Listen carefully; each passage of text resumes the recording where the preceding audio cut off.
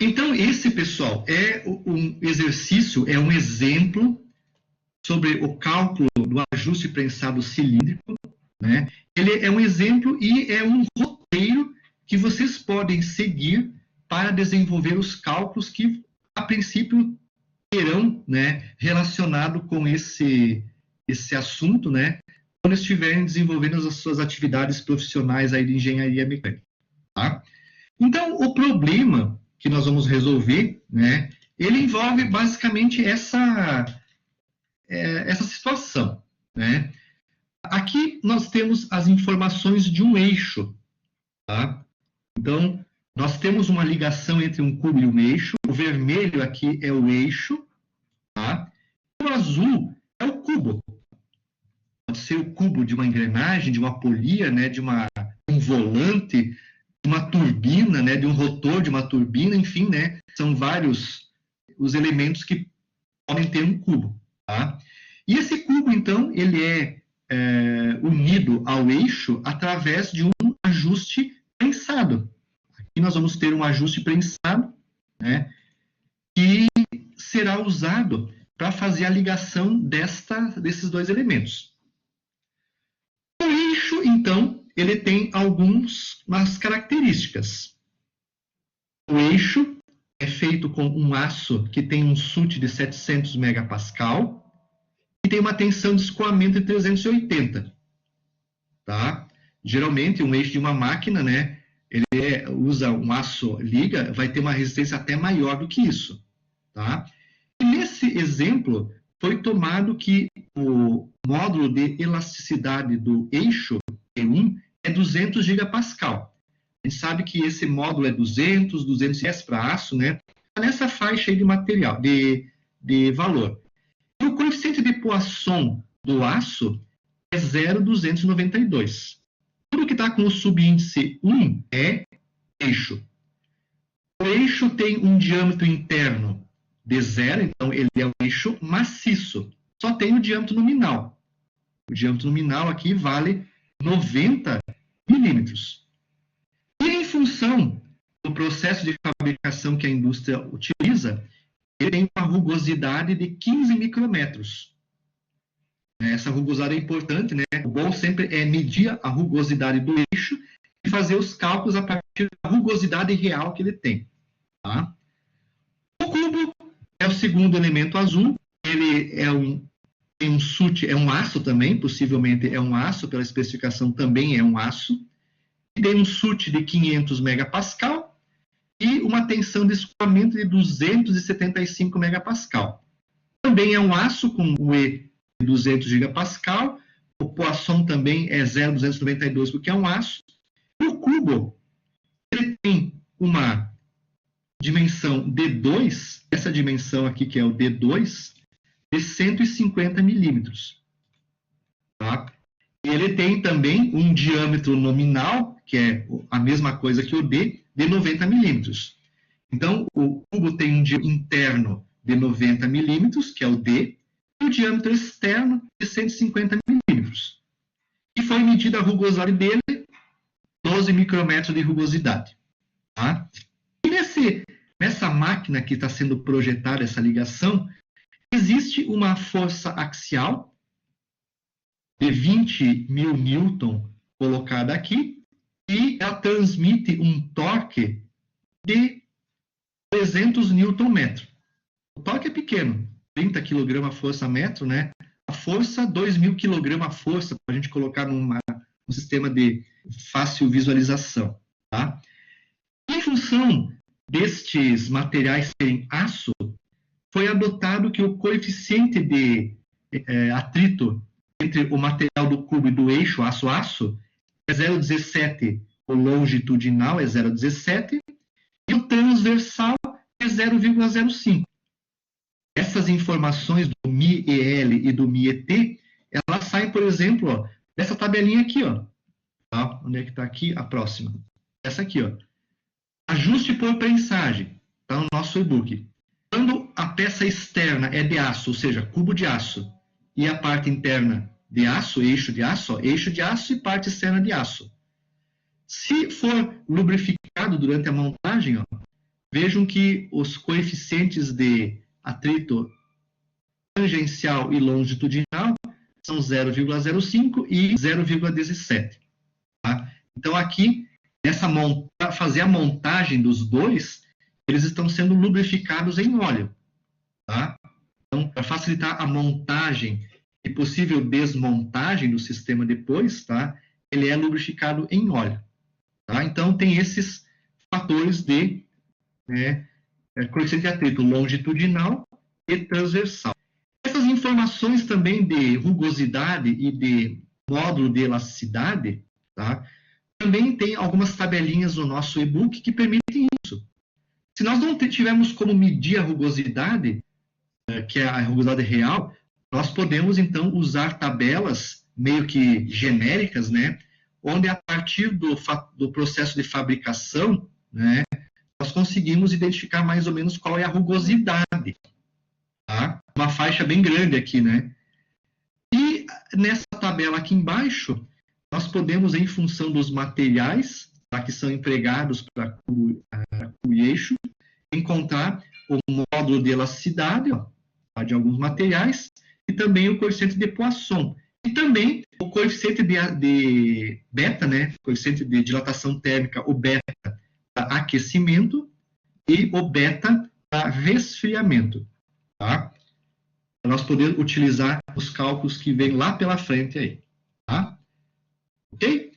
Então, temos os dois elementos, né? Temos os dois elementos. Vamos, então, calcular qual que é a interferência de fabricação que tem que ser usada para transmitir a carga e qual a máxima interferência a mínima interferência que eu posso ter, a máxima, né? Para não romper o eixo, nem o cubo. Então, aí vem a sequência de cálculos que a gente vai abordar aqui agora. Tá? Então, para começar, pessoal, a solução do problema, nós sempre começamos ou calculando a pressão máxima ou a pressão mínima. Tá? No caso aqui, então, o início do problema está no cálculo da pressão máxima que pode ser aplicada no sistema. A gente sabe que a pressão que é aplicada sobre o eixo e sobre o cubo, ela provoca tensões radiais e tangenciais. E a gente não tem essas tensões radiais e tangenciais superem 0,9 da tensão de escoamento do material. Tá? Então, em primeiro lugar, cálculo da pressão máxima para o eixo. Nós temos que olhar para o nosso eixo, que está sendo projetado, e verificar se ele é oco ou maciço. Se ele é um eixo oco, eu utilizo essa expressão aqui para calcular a pressão máxima. E se ele for um eixo maciço, eu utilizo essa aqui. No nosso caso, ele só tem o raio externo, não tem raio interno. O raio interno é 0, então quer dizer que ele é maciço. Então, a forma que eu vou usar é essa aqui.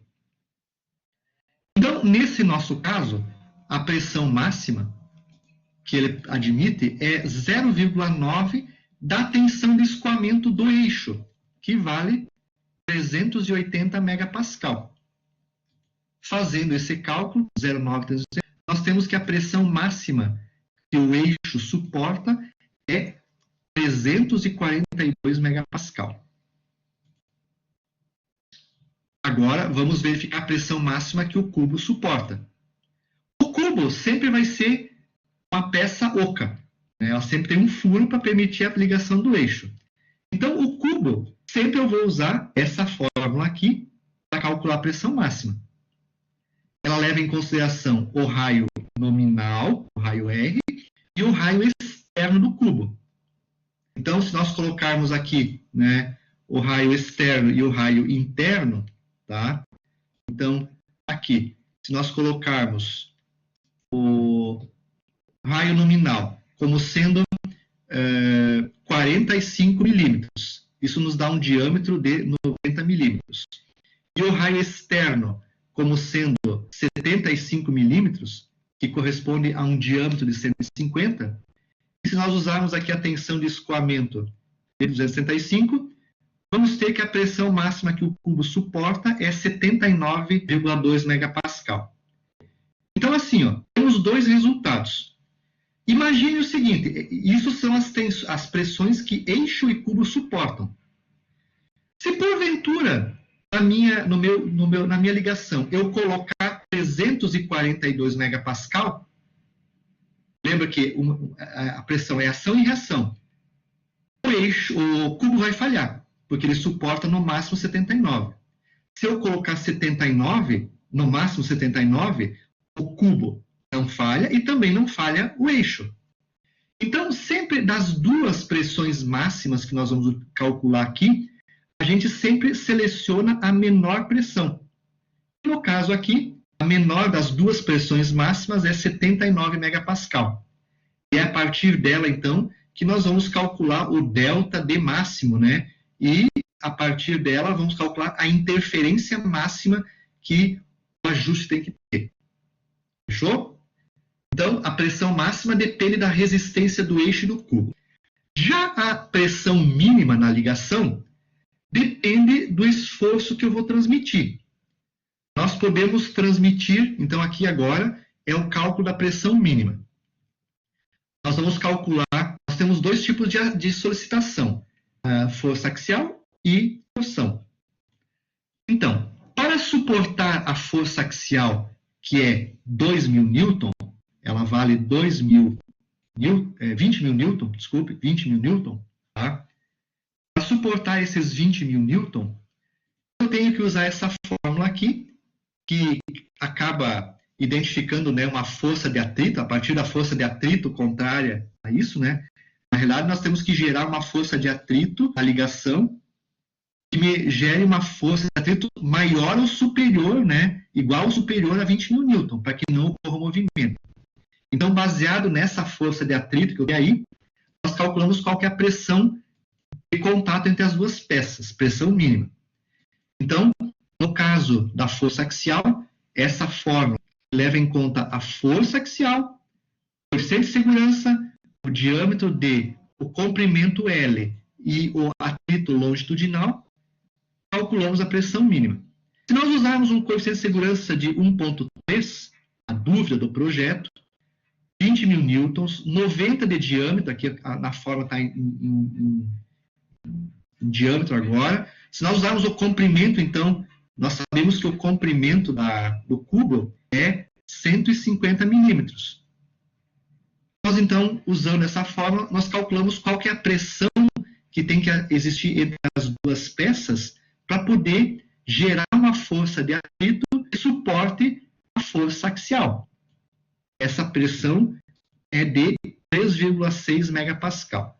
É claro que, para entrarmos na fórmula, nós podemos aqui em metro, né, tudo em metro, e newton e em metro, e aí a gente tem o resultado em newton por metro. Ou também podemos usar o newton por milímetro, aí o resultado vai nos dar em newton por milímetro quadrado, que é igual, então, a megapascal, né? O valor calculado aí é igual a megapascal. Tanto um caso como o outro, tá? Então, 3,6 de pressão mínima para suportar a força axial.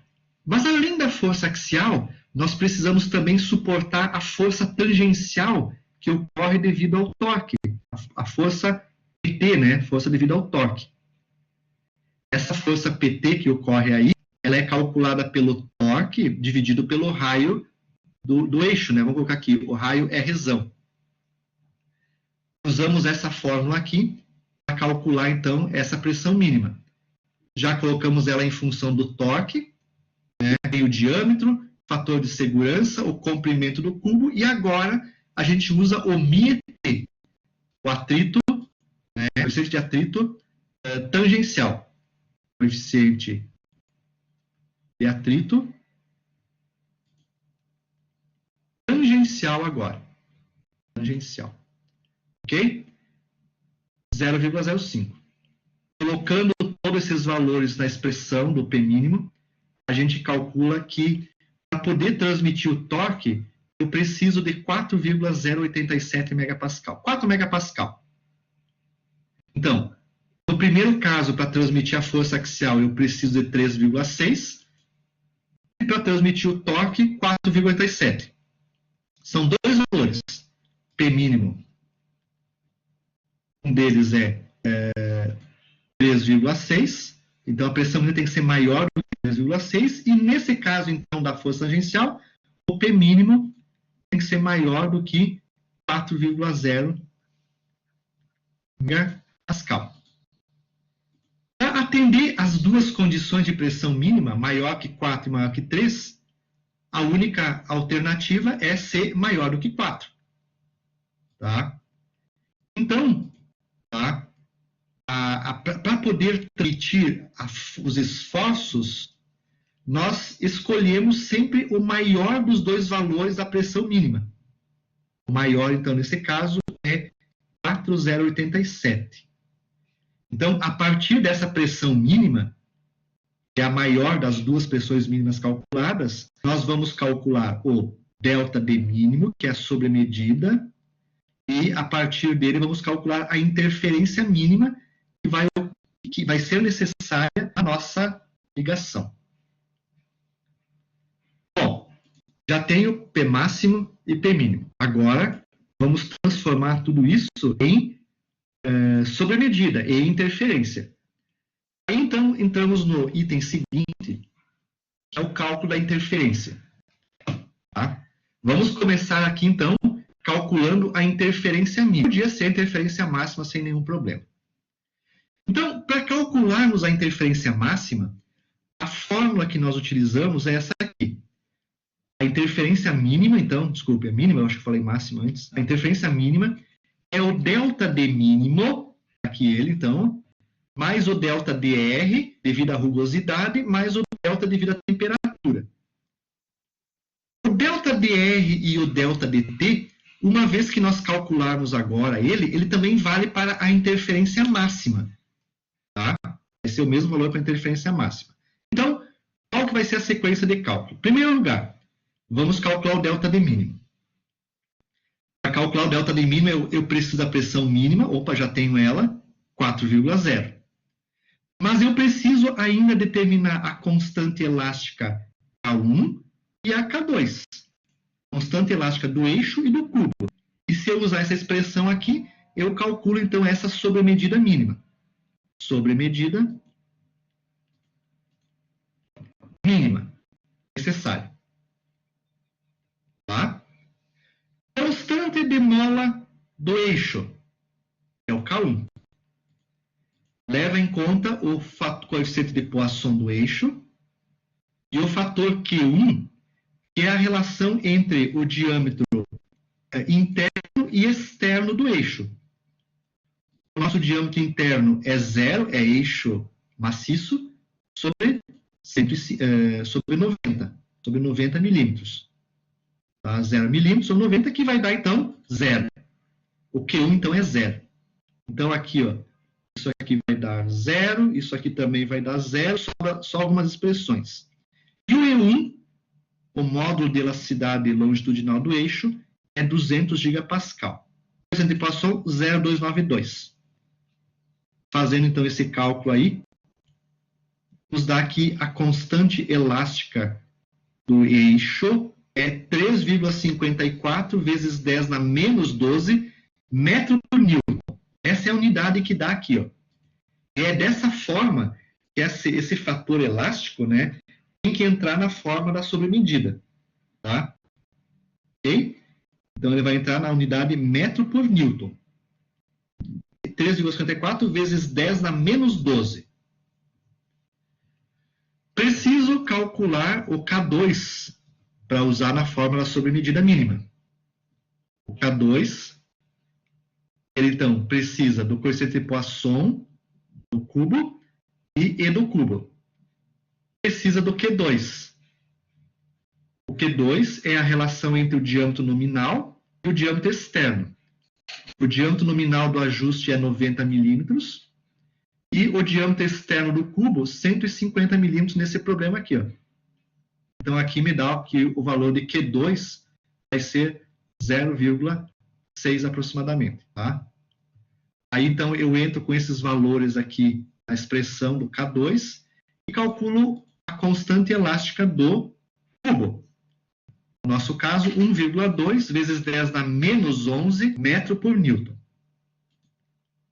Colocando tudo isso nessa expressão aqui, ó, delta de mínimo é igual. Pressão mínima, 4,087 vezes 10 na 6 Newton por metro quadrado.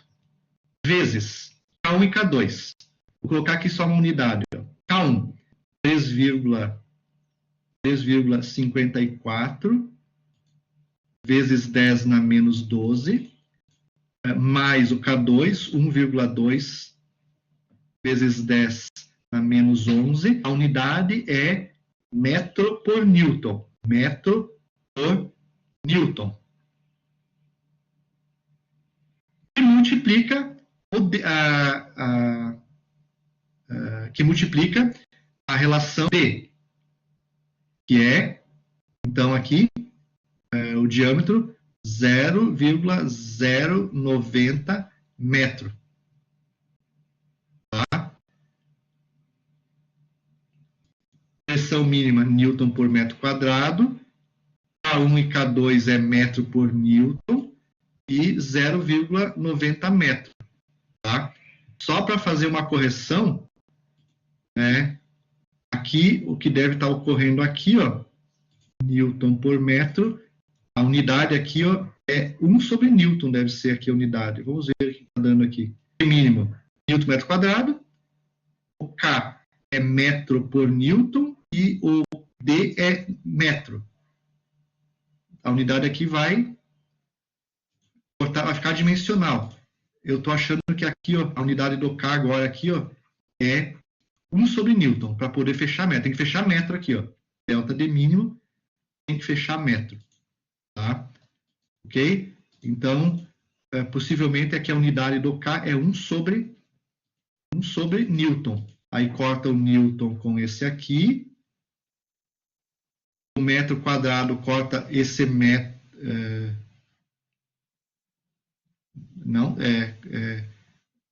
Tem uma unidade aqui que está trocada aqui, possivelmente é o K2 aqui, tá? Newton metro quadrado vezes corta o Newton, fica 1 sobre metro ao quadrado, tá? Tem um erro de unidade aqui. Deixa eu ver qual que é. Eu acho que é o K. O K deve ser uma outra unidade. Deve ser metro quadrado por Newton. Vamos ver a unidade do K aqui. O K da Poisson é adimensional. Tá aqui, ó. É isso aí. Qual que é a unidade do E2 aqui, ó? Vamos fazer essa correção aqui nas unidades, pessoal. Olha aqui. Ficou aqui, ó. O K2, ó. O K2, só a unidade dele, ó. Poisson não tem unidade. O Q2 também não tem unidade. É milímetro por milímetro corta. Fica a unidade do E2, ó. O E2, então, fica 1 dividido por... Qual que é a unidade do E2? A unidade do E2 é Newton por metro quadrado. Então, a unidade do K, ó, a unidade do K é... Esse passa multiplicando lá em cima, né, fica metro quadrado por Newton. Então, vamos corrigir aqui, ó. A unidade aqui é metro quadrado por Newton. Tá? Tanto aqui, como também aqui, ó. Essa é a unidade do K do eixo, ó. Tá? Metro quadrado por Newton. Então, ó, deixa eu fazer aqui uma correção, então. Né? Ficou aí, ó. Então, aqui, ó, vamos arrumar aqui, ó. A unidade aí é metro quadrado por Newton, que é o K, vezes metro. Então, agora ele fechou. Então, olha o que acontece. Esse Newton com esse Newton corta. Metro quadrado vezes metro, isso aqui dá, ó, esse metro quadrado aqui com esse metro quadrado corta, fica metro. Então, a unidade que está sendo calculada aí, né, vai ser o metro. Então, o resultado desse delta D mínimo é, no caso aqui, ó, vai dar 5,74 vezes 10 na menos 6 metros. A gente vai obter esse resultado aqui, ó. E aí a gente transforma isso para micrometro, linguagem de engenharia mecânica, nos dá 5,75 micrometros. Tá? Então, para conseguir aquela pressão mínima de 4,087, eu preciso de um sobremetal, de uma sobremedida de 5,75 micrometros. para garantir a pressão mínima. Né? Para garantir aquela pressão mínima. Ok? Então, eu vou só corrigir essas unidades aqui. Tá? Bom, aí, só que além do delta D mínimo, a gente sabe que as superfícies têm uma certa rugosidade e quando eu pressionar uma superfície contra a outra, vai ocorrer um amassamento da rugosidade. Tá? Então, aqui, se essa é a rugosidade do eixo, quando eu colocar a rugosidade do cubo, tá? As partes vão se amassar, elas vão ter um amassamento, né, entre as partes. E esse amassamento corresponde, né, a 20%, eu vou somar 60%, 60%, 1,2% a rugosidade do eixo mais a do cubo. Então, o delta dr, ele corresponde, devido à rugosidade, a 1,2 vezes a rugosidade do eixo mais a rugosidade do cubo. E nesse caso, já foram dados em micrometros. Então, o delta dr vai nos dar, então, 1,2 vezes 27, né, 32,4 micrometros. Vejam, devido à força transmitida, eu preciso de um sobremetal de 5,75. Esse aqui, ó. Né? Mas só devido ao amassamento, a rugosidade vai dar 32. Então, eu vou ter que somar esses 32 aos 5,5 para compensar esse amassamento que vai ter quando eu juntar as duas superfícies. E além desse amassamento, vamos ter também o problema da dilatação térmica. Nesse exemplo aqui, pessoal, eu coloquei só para mostrar o que acontece, né? Eu coloquei aqui o seguinte, ó. A temperatura de montagem das peças vai ocorrer a 20 graus Celsius, que é a temperatura ambiente. Mas o eixo vai funcionar numa temperatura de 80 graus Celsius. O cubo vai trabalhar numa temperatura de 150 graus Celsius. Eu coloquei esses dois extremos aqui bem grandes, né, mais para efeito didático. Mas na prática essas coisas não acontecem assim tão distantes, tá? Né? Na realidade, talvez, na maior parte das vezes, a temperatura do eixo, no regime permanente, é igual à temperatura do cubo. Mas eu só coloquei para poder dar um valor grande aqui para vocês verificarem isso. Tá? Então, o que acontece? Como a temperatura do cubo é maior do que a variação de temperatura em relação à temperatura ambiente é maior, vejam, o que é o delta 2? Delta T2 é a variação da temperatura do cubo com a temperatura de montagem, 130 graus Celsius. O delta T1 é a variação da temperatura de funcionamento do eixo com a temperatura de montagem. Então, 80 menos 20 dá 60, e 150 aqui em cima, o T2 menos 20 dá 130. São os delta de temperatura entre montagem e funcionamento. O que acontece? Como o cubo tem uma temperatura maior, um delta T entre a montagem e o funcionamento maior, ele vai se dilatar mais do que o eixo. Ele vai, nessa dilatação maior do que o eixo, ele vai tender a provocar uma folga entre as duas peças. Então, nós temos que levar em conta essa folga que vai ser gerada entre os dois devido à dilatação térmica. Então, se nós pegarmos esses valores e colocarmos eles aqui, então, a fórmula da temperatura, a delta dt, nós vamos fazer o quê? Delta dt. Vamos multiplicar os 90 milímetros, né, do diâmetro nominal, 0,090 metro. Vamos multiplicar isso com delta T2. Delta T2 é 130 graus Celsius vezes o beta 2. O beta 2 de um eixo que sofre dilatação térmica é esse valor aqui, ó. Aço. 0,00012 sobre a unidade é vezes 1 sobre graus Celsius. E menos, então, a variação de temperatura do eixo, 60 graus Celsius, vezes também o fator beta do eixo, que é o mesmo do cubo. Os dois são ácidos, né? 0,000012, que multiplica 1 sobre graus Celsius. Vejam que graus Celsius com graus Celsius corta. E vai ficar, então, um fator adimensional vezes metro. Então, o delta dt, no final das contas, vai nos dar aqui o valor em metro.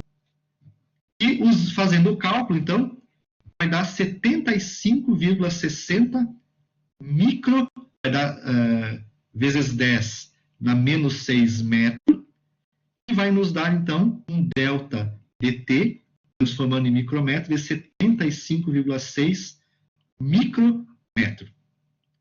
Então, esses 75,6 micrômetros vai ser a folga que vai ser gerada devido à dilatação térmica do eixo do cubo. Como a temperatura do cubo, nesse caso, é maior do que a temperatura do eixo, vai ocorrer uma dilatação maior do furo, né? E, como consequência, vai ocorrer essa folga aqui. Eu tenho que levar em conta na hora de calcular a interferência. O que vai acontecer agora? Eu vou somar, então, essas três parcelas para calcular a interferência mínima.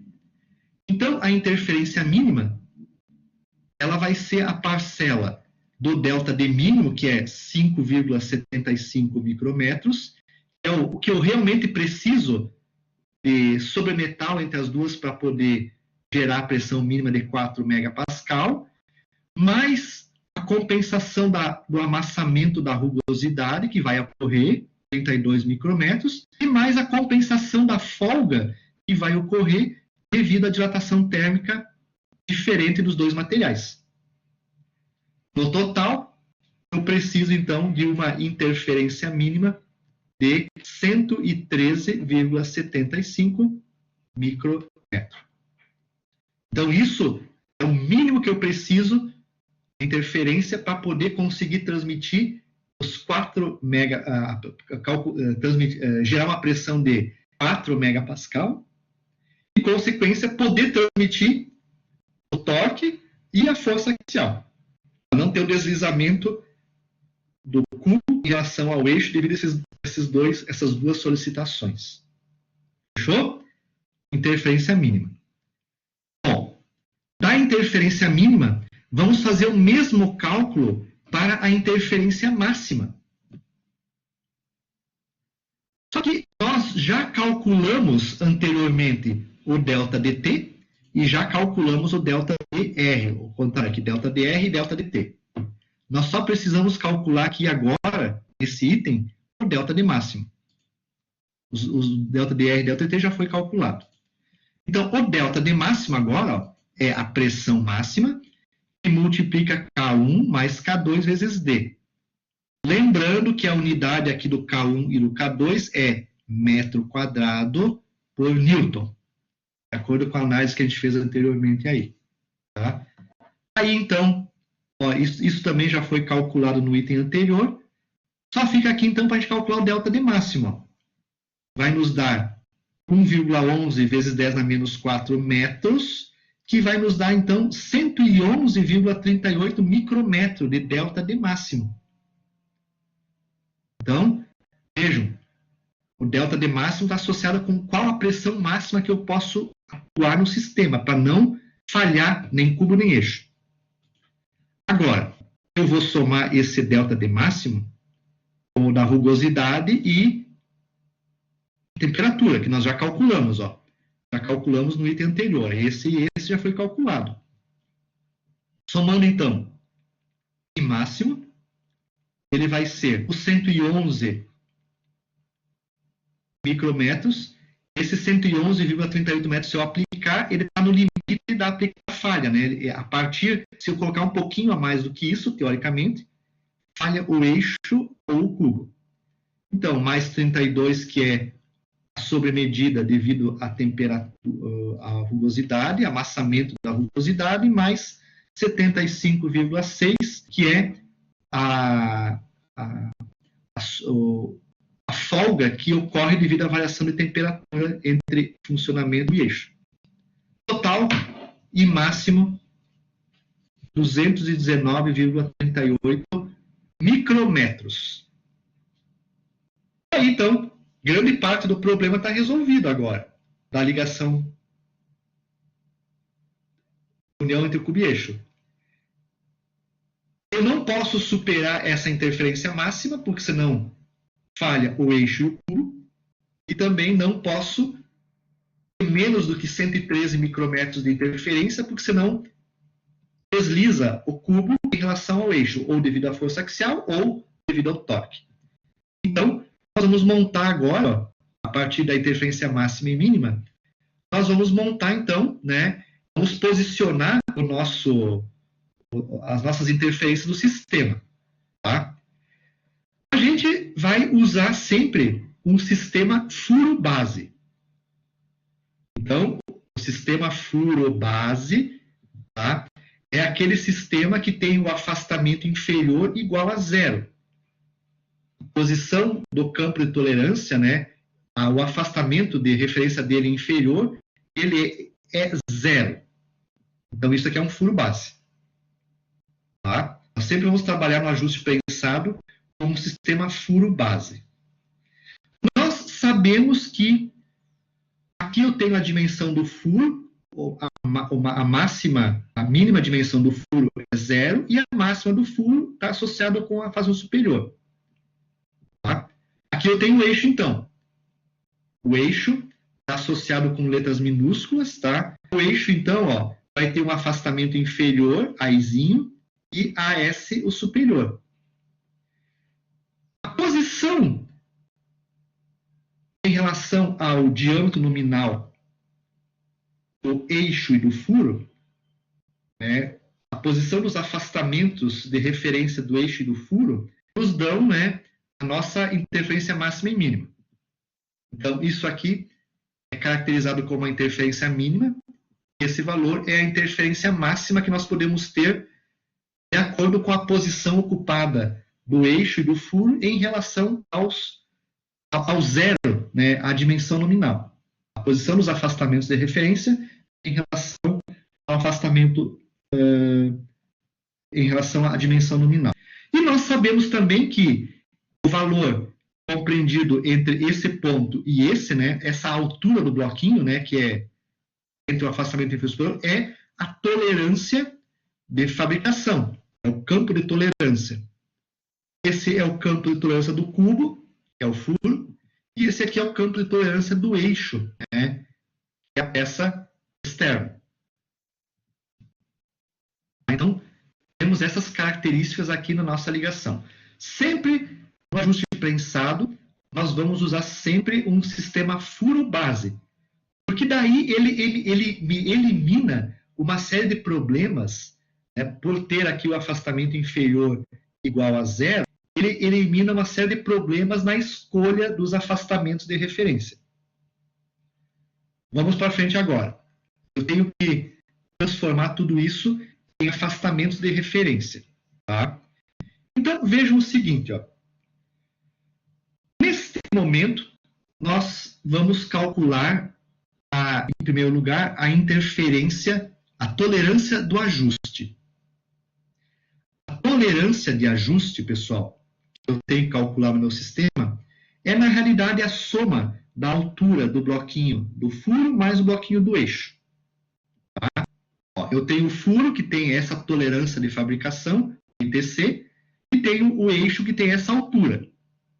Tá? Se eu somar as duas alturas, eu tenho a tolerância de ajuste da ligação.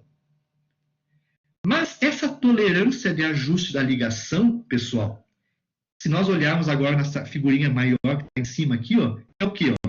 Aqui está o furo. Ó, aqui está o furo. Essa altura é o furo. Essa altura aqui é o eixo. Não é um do lado do outro, professor?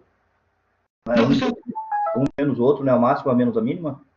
Sim, não, é mais, né? Ó, já vou explicar. Quer ver? Olhem só, Juarez. Essa aqui, ó, é a altura do furo. É o campo de tolerância do furo. É o ITC do furo. E essa altura aqui, ó, é o campo de tolerância do eixo. Então, olha o que acontece nessa soma de interferências e tolerância de ajustes. Ó. Se eu somar a altura azul aqui do eixo, o IT do eixo, mais o IT do furo,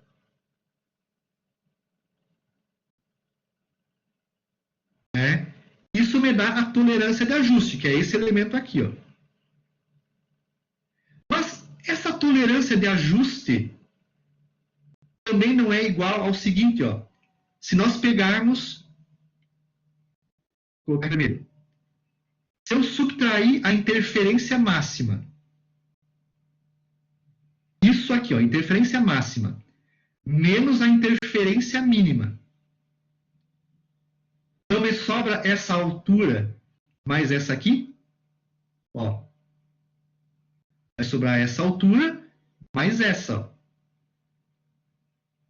Então, se eu fizer a interferência máxima menos a mínima, sobra essa altura, essa aqui mais essa. Então, ó, essas duas alturas somadas juntas são a tolerância de ajuste. Então, a tolerância de ajuste desse sistema é o I máximo menos I mínimo, que é a soma das duas tolerâncias. Se eu pegar, então, o 219, é a máxima interferência, menos a mínima 113, me dá que esse valor, então, aqui, ó, deve ser de 105,6 micrômetro. Então, é a soma dos dois, das duas qualidades de trabalho, do furo e do eixo. Só que esta soma, que é do eixo e do cubo, eu tenho que pegar toda essa soma, toda essa tolerância de ajuste e passar um percentual para definir a altura do eixo e um percentual para determinar esse campo de tolerância do furo. Então, desses 105,6 micrômetros, eu vou tentar agora jogar um pouquinho para o eixo e um pouquinho para o cubo. Só que a regra para fazer isso é a seguinte. A tolerância, o furo é o cubo. É aquela pergunta que eu fiz anterior. O que é mais fácil de fabricar? É mais fácil fabricar um furo ou é mais fácil de fabricar um eixo externo, uma dimensão externa? Geralmente é mais fácil fazer uma dimensão externa, né? Tornear uma peça. Então, se é mais fácil tornear uma peça, é mais difícil, então, fazer um furo, eu coloco tolerâncias maiores de fabricação para o furo. E a gente usa, então, aqui o seguinte, ó. A tolerância de fabricação do cubo, que é o furo, eu faço ela ser 0,6 da tolerância de ajuste. Ela é um pouquinho maior do que a do furo, do cubo, do eixo, né? Então, se eu colocar aí 0,6 e ter o cubo, 0,6 vezes 105,63, 105,63 micrômetros, eu determino qual que é a interferência do cubo, que vai ser 63,38 micrômetro. Então, eu vou dizer que essa tolerância aqui, o I cubo, é 63,38 micrômetros. Mas a gente sabe, então, que tolerância de ajuste é igual ao IT do eixo mais o IT do cubo. Então, o IT do eixo, essa fórmula aqui, ó, IT do eixo, é a tolerância de ajuste menos o que eu calculei do cubo. Então, o IT do eixo vai ser igual a 105 63 menos 63,38 micrometros. E vai nos dar, então, que o eixo pode ter uma tolerância de fabricação mais apertada, 42,25. Porque ele é mais fácil de ser fabricado, micrometros. E aí, então, eu jogo aqui em cima que o IT do eixo tem que ser 42,25 micrometros. Fechou? Olha então o que aconteceu. 42,25 micrometros. Então a gente sabe que esse campo de tolerância pode ter esse valor aí, então. Bom, o que acontece? Com esses valores, agora nós podemos calcular os afastamentos de referência. Nós sabemos que o diâmetro nominal é 90 milímetros. É o de nominal. Então, o furo, o cubo é o furo. Quanto é que tem que ter, então, a dimensão do cubo, o furo? A dimensão nominal é 90 milímetros. E quais são os afastamentos de referência do furo? Ó, nós estamos usando um furo base. Então, o furo base, deixa eu colocar aqui de outra cor, o furo base tem um afastamento inferior 0. Então, eu vou colocar lá no meu projeto que o meu furo tem que ter uma dimensão de 90. Vou colocar aqui positivo, mais afastamento inferior igual a 0 micrometro. Se o afastamento inferior é 0 e o IT do cubo é 63,38, o afastamento superior aqui do furo é 0, que é o afastamento inferior, mais o IT do cubo. Então, o afastamento superior vai ser 0 mais 63,38, que dá um afastamento superior de 63,38 micrometros. Então, temos que usar no cubo um afastamento superior de 63,38 micrometros. E ficaria assim a especificação do desenho, né? Seria 90 milímetros mais 0 mais 63,38 micrometros. Então, lá na dimensão do cubo, né, do furo, no desenho do CAD, nas folhas, nas folhas, né, nas especificações do desenho, eu colocaria essa dimensão aqui para o cubo. 90 mais 0 e o superior mais 63,38 micros. Então, se o operador da máquina, lá da furadeira ou do torno, né, se ele chegar nas dimensões, ele deve fabricar um eixo que tenha dimensão entre 90 mais 0 até 63 micrometros de variação. Se ocorrer uma dimensão maior do que 63, está errado. Se ocorrer menor do que 90, também está errado. Então, eu tenho que fabricar de acordo com essa especificação aí. Bom, calculei a dimensão do cubo, mas eu preciso também da dimensão do furo, do eixo. O eixo também tem uma dimensão de 90 milímetros nominal. Agora, eu preciso dos afastamentos inferior e superior dele. Ó. Afastamento inferior e o superior dele. Olha o que acontece aqui no desenho. O afastamento inferior do furo, do eixo, ele é igual ao afastamento, olha aqui onde que eu estou, ao afastamento superior do furo, mais a interferência mínima. Mais a interferência mínima. Então, ó, o AI que eu preciso é 63,38 mais a interferência mínima. Onde é que está a interferência mínima aqui agora? Nós calculamos anteriormente 113,75, mais 113,75 micrometros. Então, o valor do afastamento inferior do eixo, agora tem que calcular aqui, afastamento inferior, somando os dois, vou pegar minha calculadora. Cadê ela?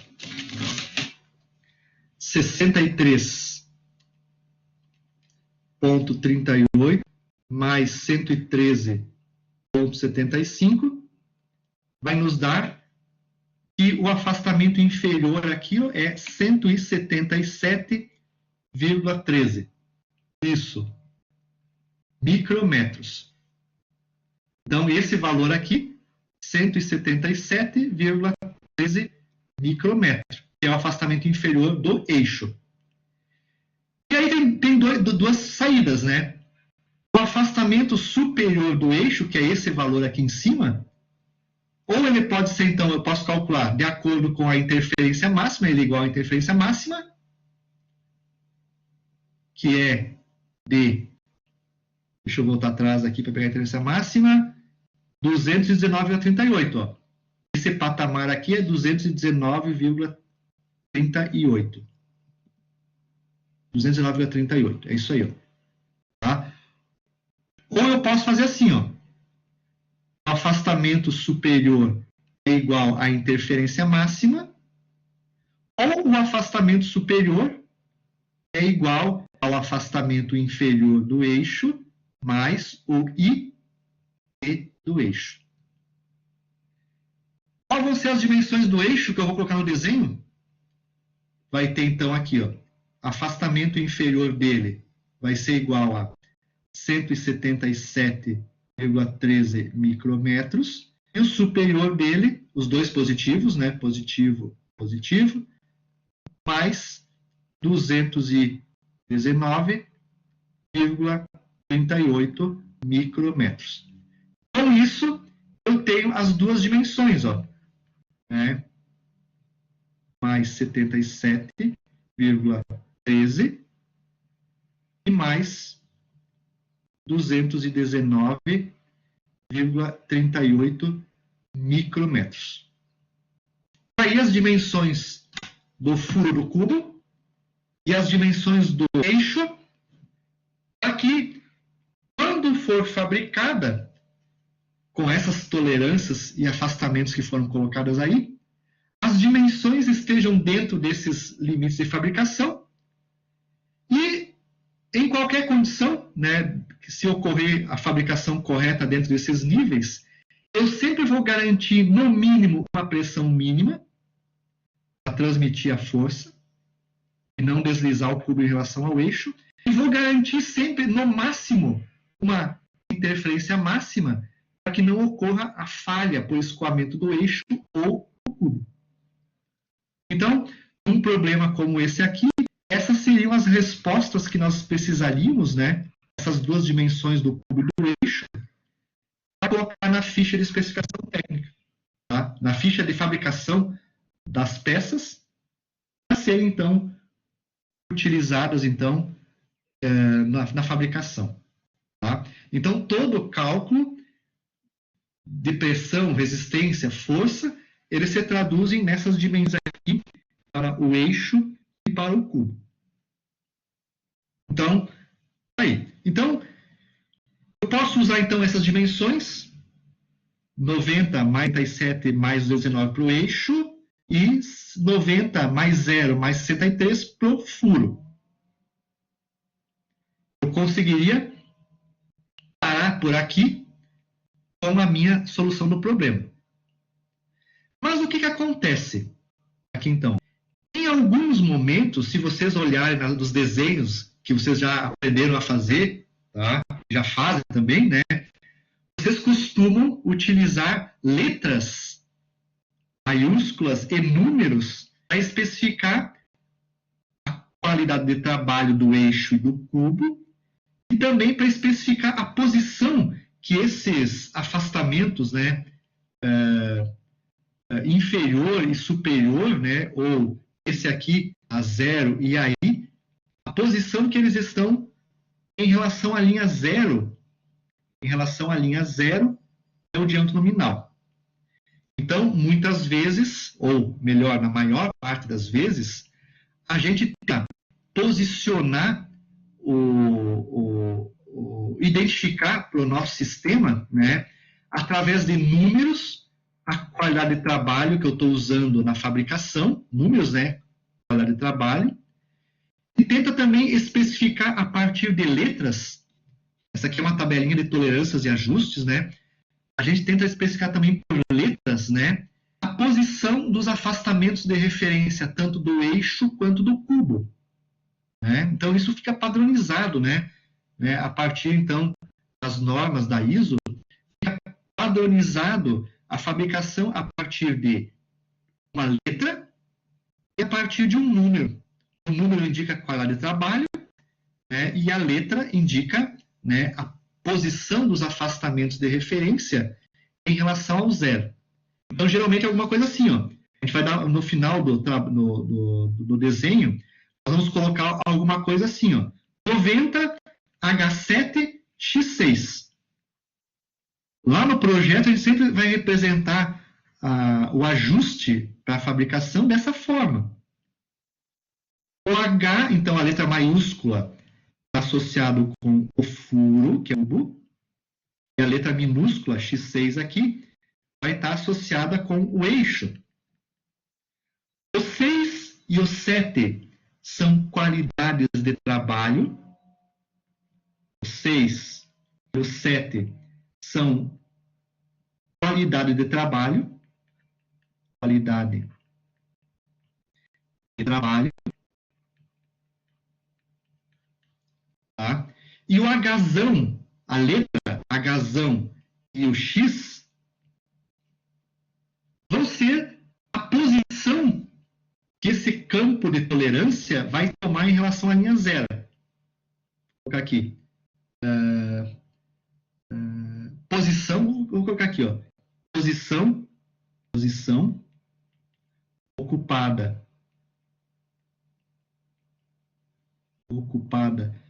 pelo campo de tolerância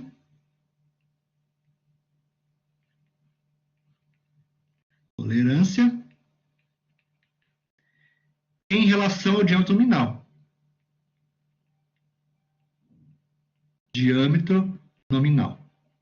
Então, esse Hzão e o Xzão, eles vão nos dar aqui, ó, a posição que vai estar o campo de tolerância em relação ao diâmetro nominal do furo e a posição que vai estar o campo de tolerâncias, né, em relação do eixo em relação ao diâmetro nominal.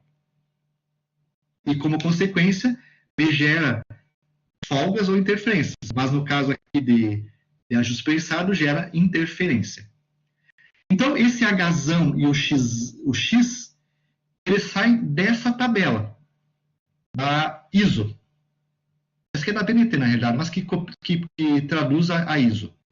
Valores dos afastamentos de referência para eixos. Então, essa é uma tabelinha de posição do campo para eixos. Letra minúscula, está tudo ligado aqui, ó, com letras minúsculas.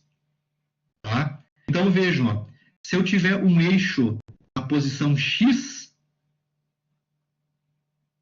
do campo de tolerância, vamos pensar assim, aqui tem para uma dimensão nominal, para um grupo de dimensões de 80 a 100, que no nosso caso é o 90 do nosso problema está entre 80 e 100, eu tracei uma linha aqui, ó, e se eu estiver analisando o eixo X, ó, o nosso eixo X, ele tem uma mais 68. Mas o que é esse mais 68? É o afastamento inferior dele. Se eu tenho a qualidade de trabalho 6, eu somo, né, o IT e calculo o afastamento superior, né, do eixo. Então, o que está nessa tabela, nessa região aqui, ó, é afastamento inferior do eixo, e o que está nessa região aqui da tabela para o eixo é o afastamento superior do eixo.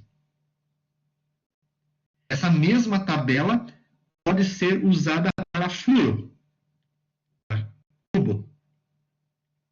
Nós temos que olhar a observação da tabelinha aqui embaixo.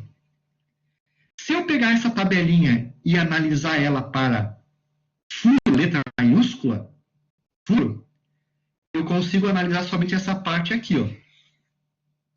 Então, o que está dentro dessa tabelinha aqui para furo é o afastamento inferior do furo, trocando o sinal que está aí, menos OS. Então, eu pego esse sinal que está aqui dentro, ó, e torno ele positivo, ó. Ele vira, então, o afastamento inferior, o furo. No nosso caso, como nós estamos trabalhando com furo base, Hzão, tá? No nosso caso aqui de ajuste prensado cilíndrico é um Hzão, o afastamento inferior, então, dele, ó, sempre vai ser 0. Aqui é o afastamento inferior, 0. Então, não tem muito problema na escolha do afastamento inferior aqui. Mas vamos ver, então, o que acontece. Então, eu posso representar a minha ligação usando essa tabela aqui dos afastamentos de referência e também usando essa tabela aqui com a qualidade de trabalho. Essa tabelinha aqui me dá a altura, né, do IT do eixo ou do cubo. Me dá essa altura. Então, se eu estiver usando uma qualidade de trabalho 6, vejam que aqui dentro tá as informações da altura do quadradinho. Vejam, o nosso problema, vamos só pegar aqui um detalhe. Ó. O nosso exemplo, ele tem uma dimensão nominal de, deixa eu apagar tudo aqui, tem uma dimensão de 90 milímetros. Então, o 90 milímetros está entre o 80 e o 120. Então, ele pertence a esse grupo de dimensões aqui.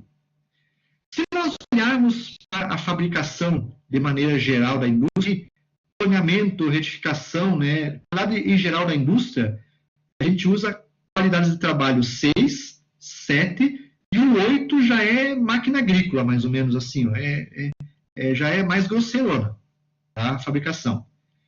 Então, ó, uma qualidade de trabalho 6, observem que o nosso IT6 vale 22. Para a qualidade de trabalho 7, o IT7 vale 35 micrômetros. E para uma qualidade 8, esse grupo de dimensões entre 90, 54 micrômetros. Tá? Então, o IT para a qualidade de trabalho 6, ele vale 22 micrômetros. O IT para a qualidade de trabalho 7, ele vale 35. E para a qualidade de trabalho 8, que é mais grosseirona, 54 micrômetros. Então, vamos supor que a gente vai estar trabalhando com essas qualidades de trabalho aqui, né? Vamos tentar identificar para o nosso problema, né? Qual é essa tolerância? Eu vou usar, por exemplo, 90, H7, X6. Será que isso aqui, essa qualidade de trabalho e essa posição Hzão e X do campo de tolerâncias pode ser usado para o nosso problema? Para me colocar no desenho do projeto? Então, é o que nós vamos fazer. Só que, para fazer isso, transformar aquelas dimensões aqui, então, ó, esses afastamentos que a gente fez aqui em Hzão 7, X6, T6, assim por diante, não tem um algoritmo muito pronto, né? A gente tem que fazer por tentativa. Tá? Então, assim, vamos supor que nós estamos usando qualidade de trabalho 6, 7 e 8. Aqui, então, estão as alturas do campo de tolerância para 6, 7 e 8. Fechou? Bom, vamos imaginar que nós vamos usar para o furo uma qualidade de trabalho, deixa eu risquei aqui, Vamos imaginar que nós vamos utilizar para o furo está aqui embaixo, ó, uma qualidade de trabalho mais grosseira. Então, vamos imaginar inicialmente que nós vamos utilizar para o furo, vou colocar aqui, ó, para o furo. Vamos imaginar que nós vamos usar uma qualidade de trabalho IT8 para ele. Tá? Uma qualidade de trabalho IT8. Certo? Bom, então, uma qualidade de trabalho IT8, a gente sabe que essa altura aqui, ó, vale 54 micrômetros, ó. 54 micrômetros.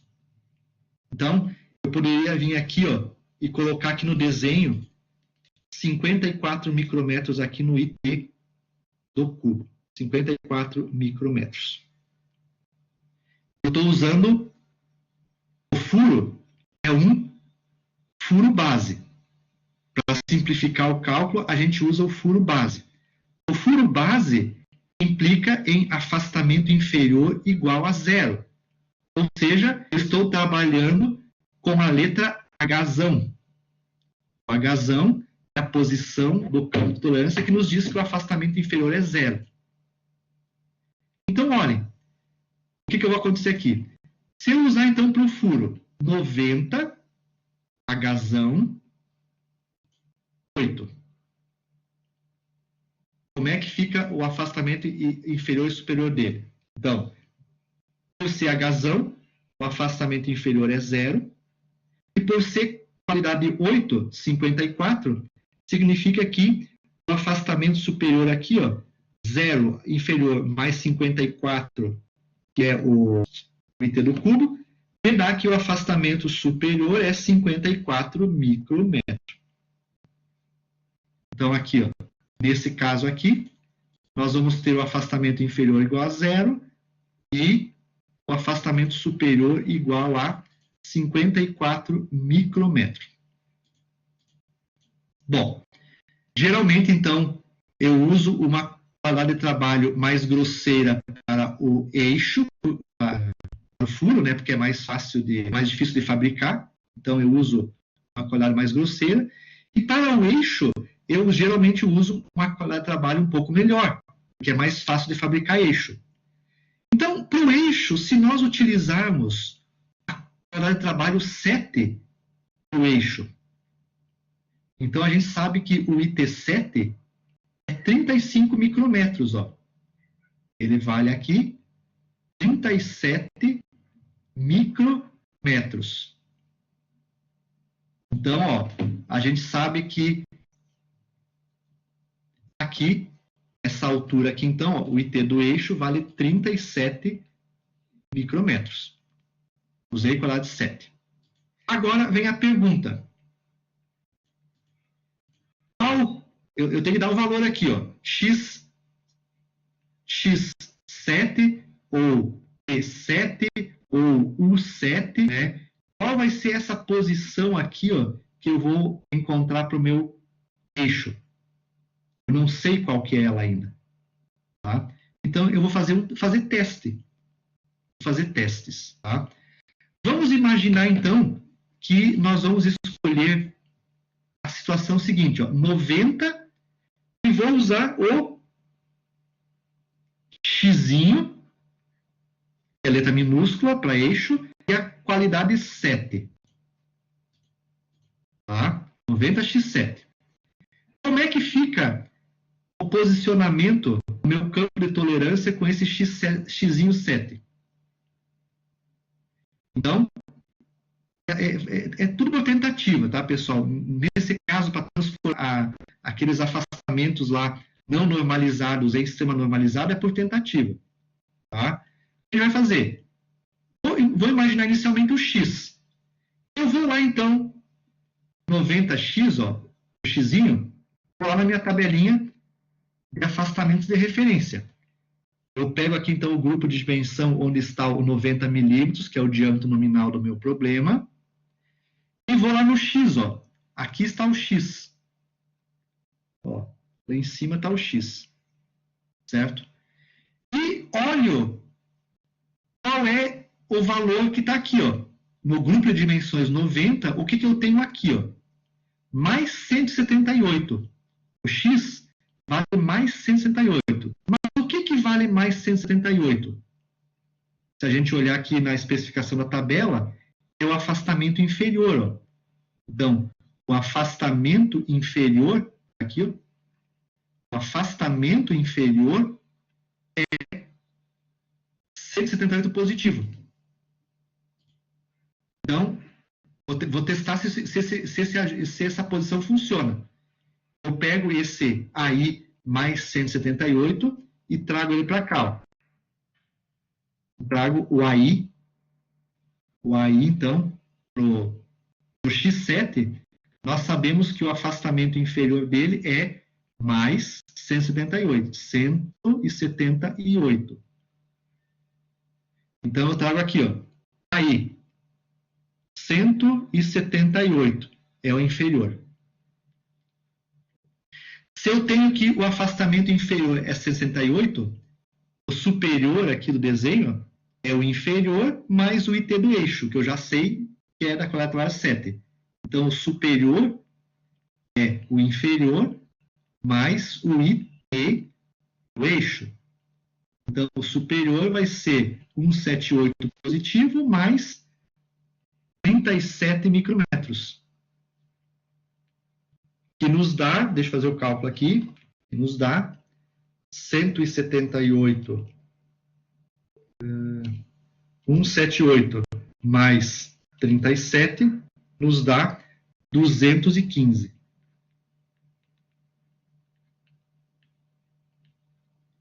Então, isso aqui vai ser 215. Se eu usar, então, agora o seguinte, ó.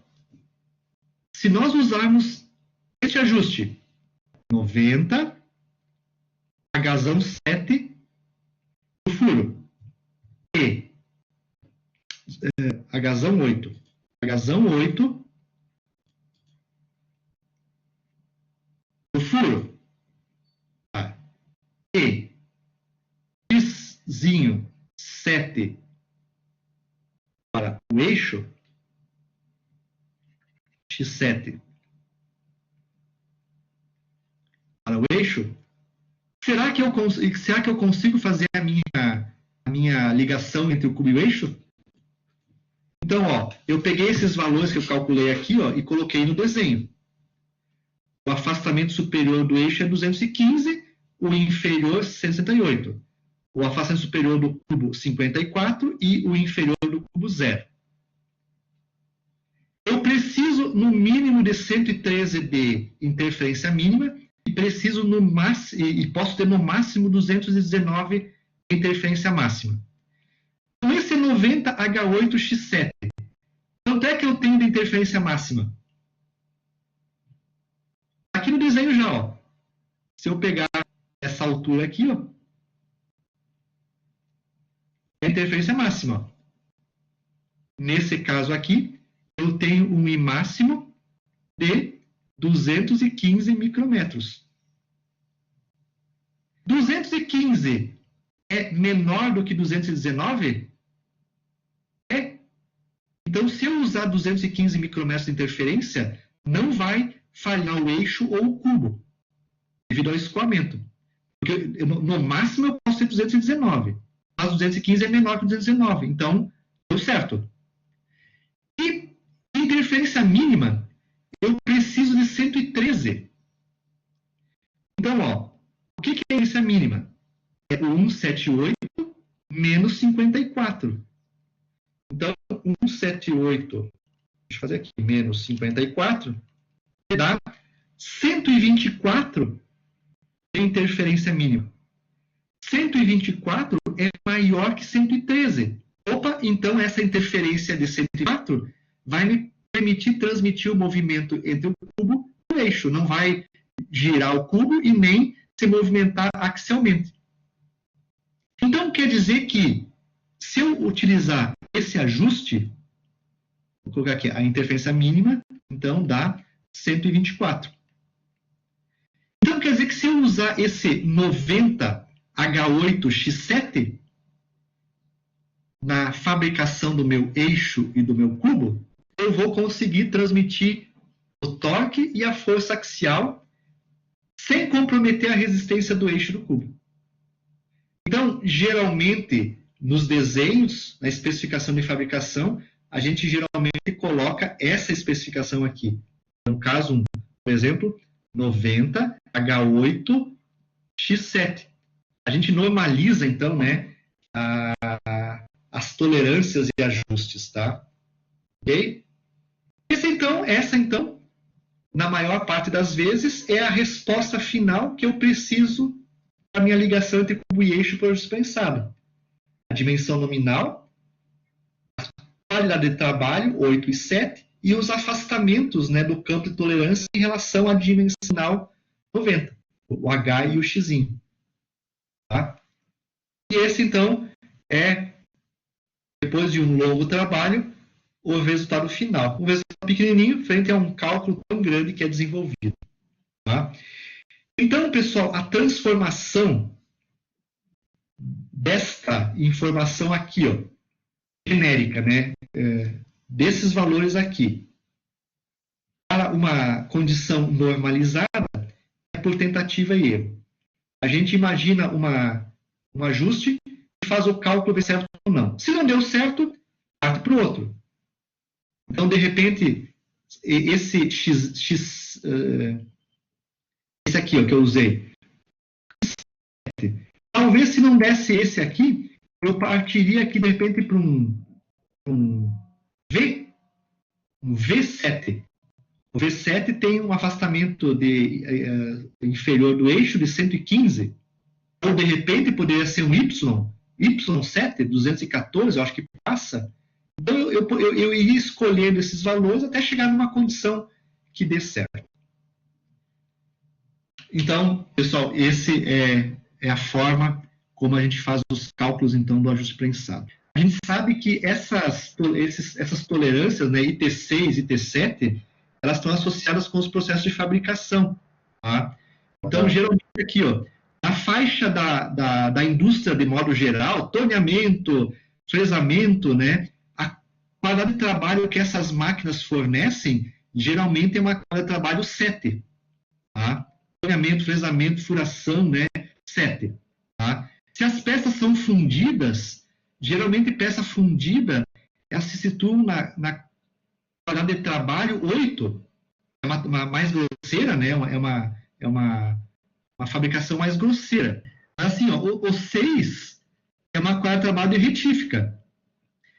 Quanto maior é a qualidade de trabalho, 6, 7 e 8, maior são o campo de tolerância. Mais grosseiro é a usinagem. Mais barata é a usinagem, certo? Sempre o custo se reduz nessa direção aqui, ó. Menor custo. Menor custo. Quanto mais possível nós utilizarmos qualidades mais grosseiras, menor vai ser o custo de fabricação. Então, quanto maior for essa qualidade de trabalho aqui, ó, o valor dela aqui, né, mais grosseiro é a fabricação e mais barato é o processo. Se eu usar um processo 6 ou 5, no vertificado ou polido, quanto menor o valor, mais cara é a usinagem. Então, preferencialmente, na escolha, no momento da escolha destas frases de trabalho, a gente geralmente fica entre o 6, 7 e 8. Quanto mais grosseiro possível, melhor. Mais barato é a usinagem. Por isso que eu fiz a escolha do 6 e do 7 e do 8. Tá? Poderia escolher o 7 e 7? 7 para o eixo e 7 para o cubo? Sim, poderia, né? Os dois vão ter a mesma qualidade de trabalho. Tá? Mas talvez, nesse momento de padronizar aqueles valores de afastamento superior e inferior genéricos, a gente não consiga, por exemplo, chegar assim, ó, no H7, T6, T7. Essa composição aqui pode não dar certo. Ou, de repente, um H7, T6, talvez esse ajuste não me gere a interferência máxima e a mínima necessária. Ou, de repente, um H6, T6 também não vai dar certo. Eu tenho que testar várias possibilidades para ver qual a que vai ser possível. E vou escolher daquelas possibilidades aquela em que os valores aqui são maiores. Porque daí eu reduzo o preço da fabricação da peça. Tá? Okay? Então, essa escolha é muito na tentativa e erro. Tem que avaliar uma e ver se dá certo. E a escolha, se vai dar certo o 8, ou o 7 e o 8, ou o 8, o 7 e o 6, assim por diante, né? Ela depende de que seu ajuste garanta a interferência mínima e não ultrapasse a interferência máxima. É bem por aí o cálculo, então, que se faz para essas condições aí. Tá? Então, se usa, eu geralmente uso essas tabelinhas aqui, tá? E poderíamos fazer o teste para outras situações. Talvez, além dessa, teriam mais situações que dessem certo. Talvez até mais baratas do que essa, que eu fiz aqui, ó, 90H8X7. De repente, um 90H8X8 também dê certo? Tá? Opa, se desse um 90H8X8, os dois têm qualidades de trabalho maiores, né? Quer dizer que as tolerâncias de fabricação são maiores. Né? Então vai ser mais barato a fabricação do eixo. Então isso depende da escolha que a gente vai optar, né, esses valores aqui. Mas nada impede que a gente especifique no desenho esse valor aqui, ó. 90, eixo, 90 com afastamento 77,13 positivo, mais o outro 219,38. Essas são as tolerâncias de fabricação do eixo para aquele ajuste que eu calculei. E para o furo, nada impede que a gente use isso. 90, acho que eu fiz errado aqui, 0 e, qual que é o outro aqui? 63,38. Se eu especificar isso no desenho, ou se especificar o 90H8X7, são soluções iguais. Só que uma é normalizada e a outra, essa aqui, não é normalizada pelas tolerâncias de ajustes. Essa é a única diferença. E a diferença também é que pela normalizada você já vai saber também mais ou menos tua qualidade do trabalho, aonde que você vai estar adequando ela, né? Isso. Preferencialmente a normalizada, tá? Preferencialmente a normalizada. Mas, como eu falei, nada impede que você especifique no projeto isso. Mas, preferencialmente, até para posicionar, né, na qualidade de trabalho, use a normalizada. Né? A solução de engenharia é melhor se a gente usar a normalizada. Tá? Gente, então, esse é um exemplo típico, então, de ajuste prensado. Tá? A sequência de cálculos envolve exatamente isso. Tá? E utiliza essas tabelas aqui, né? As tabelas que vocês trabalharam em metrologia, né? Eu costumo usar sempre duas. Em se falando com tolerâncias e ajustes, se nós tivermos essa tabela aqui e temos essa tabela aqui, nós resolvemos todos os problemas de ajustes e interferências, né? De tolerâncias e ajustes. Tá? Tendo essas duas tabelinhas aqui. Só tem que saber usar elas. O que é a qualidade de trabalho, o que é a posição do campo de tolerância. A gente pode, então, fazer essas figurinhas aqui, né? E, a partir delas, tirar todas as características da posição, né? Da tolerância e da ajuste. Se é folga, se é interferência, assim por diante. Tá? Bom, esse, então, era a solução do nosso problema. Esse material que eu apresentei para vocês nessa aula, pessoal, algumas informações saem do elemento de máquinas, tá? E outras saem de outros livros de metrologia, tá?